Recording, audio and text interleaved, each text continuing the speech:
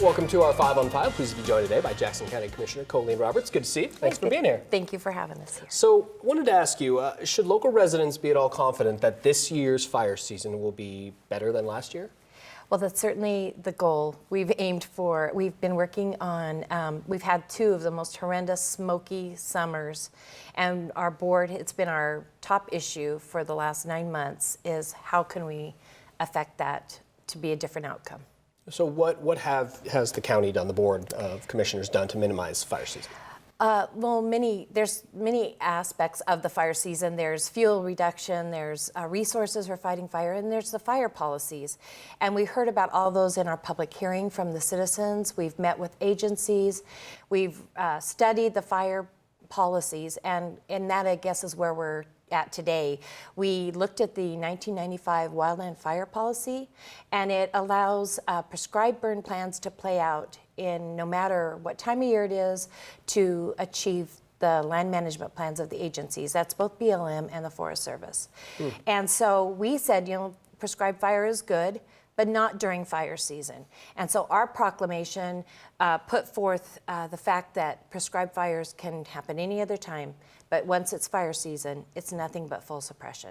Okay, and so you give that to those federal agencies, BLM and U.S. Forest Service. Did they say, sure, we understand, no problem? Or they have met with us. They seem to be in agreement. They've been supportive of it as we moved into fire season June 1st to say we'll be full suppression. And we hope that's our plan. That's our ordinance, or not our ordinance, but our proclamation. We've passed that proclamation. Other counties have adopted it as well, Josephine, Klamath, Curry, which is good because a lot of our fires and the smoke that comes to our area comes from out of our county.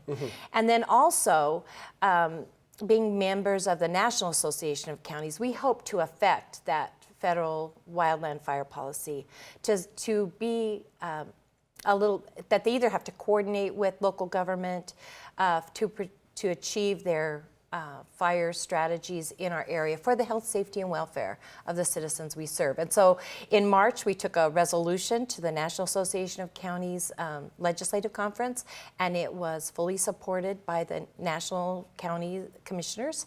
And then we're going to take it back again in July to the annual conference, and it'll be good for a year. And there are lobbyists to hopefully affect that national wildland fire policy, because our incident management teams that come in here to fight our fires, they're going by that national policy. Okay. And we hope to have, it needs affected, we feel, too. And then we'll see how that will measure our fire season after the end of it, see if that was effective enough to minimize the smoke that we've suffered through. Sure. Okay. All right, we're going to take a quick commercial break. Okay. Much more in just a moment. Stay with us. Welcome back to our 5 on 5. Again, we're here with Jackson County Commissioner Colleen Roberts. We're talking about fire season and what Jackson County is doing to try and minimize that. Have our federal lawmakers done enough? Our federal lawmakers have met with us multiple times and have really worked for fuel management issues, fire borrowing. I know it's huge cost, $500,000 or more, I guess, in our state alone. And hopefully they will get some attention on the fire policy as well. I mean, it's all those things wrapped up into one that needs addressed. When we get forest fires, the fuel load is a huge issue in our forests, and was a key factor that the Forest Service identified, especially when it came to the KOBI fire, was the fuel load. Okay, and I know the commissioners have met with the head of the Rogue River Siskiyou National Forest, Merv George. I believe last year was his first fire season. He said here in the 5 on 5 that he's learned some things and he will approach it differently. Do you feel like that will help? Absolutely. I feel he's very much has said he would coordinate with our county, and what we've put forth, he's been very verbally supportive, and that is very encouraging.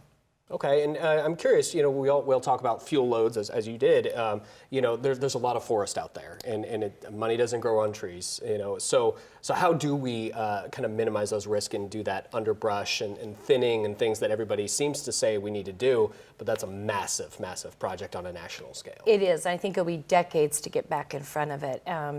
Absolutely, many of the collaboratives and agencies do prescribe burns, and out of fire season. We're very supportive of it. There's manual thinning, and there's timber harvesting. We're a member of the ONC counties, and sustained yield harvest timber is part of that 1937 ONC Act. So I think you have people in the forest, and we're definitely fight to keep the roads open on our forests that allow firefighters to get in and not block them out. I think it's another key issue we have fought for as a board as well. Okay, good to see you. Thanks so much for being here. Appreciate it. Thank you very much. All right, stay with us. We'll be right back.